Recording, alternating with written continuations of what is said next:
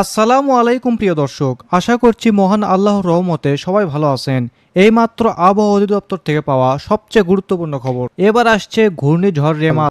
আবারও 2 দিনের hit alert জানিয়েছেন। এছাড়াও আগামী শনিবার থেকে বৃষ্টিপাতের সম্ভাবনা রয়েছে বলে জানিয়েছেন বাংলাদেশের আবহাওয়া অধিদপ্তর। আজ ও আগামীকাল দেশের কোন কোন জেলার আবহাওয়া কেমন থাকতে পারে জানিয়ে দেব বিস্তারিত, আমাদের সাথেই থাকুন। আর এরকম ইন্টারেস্টিং খবর পেতে আমাদের চ্যানেলটিকে অবশ্যই সাবস্ক্রাইব করে পাশে থাকা বেল আইকনটি ইনেবল করে দিতে ভুলবেন না। তো চলুন শুরু করা যাক।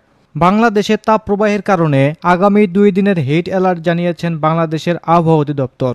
সূর্যের খাড়া অবস্থান এবং বৃষ্টি কমে যাওয়ায় তাপমাত্রা বেড়ে সর্বোচ্চ 40 ডিগ্রি পর্যন্ত হবে বলে জানিয়েছেন তারা। তবে এই বাড়তি গরম থাকছে না বেশি দিন জুড়ে।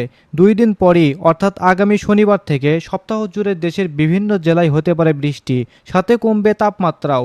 দেশের মধ্যাঞ্চল ও উত্তরাঞ্চল বৃষ্টির সম্ভাবনা একটু বেশি। এছাড়াও গত 24 ঘন্টায় দেশের তাপমাত্রা রেকর্ড করা হয়েছে রংপুর, দিনাজপুরে 39 ডিগ্রি সেলসিয়াস। এ সময় ঢাকার সর্বোচ্চ তাপমাত্রা ছিল 36.3 ডিগ্রি সেলসিয়াস। এদিকে ঘূর্ণিঝড় রিমাল সম্পর্কে আবহাওয়ার মডেল বিশ্লেষণ করে জানা যাচ্ছে, আগামী 20 মে দক্ষিণ বঙ্গোপসাগরে তৈরি হতে পারে একটি ঘূর্ণাবাত। সেটি সোজা উত্তর দিকে অগ্রসর হয়ে শক্তি বৃদ্ধি করতে পারে।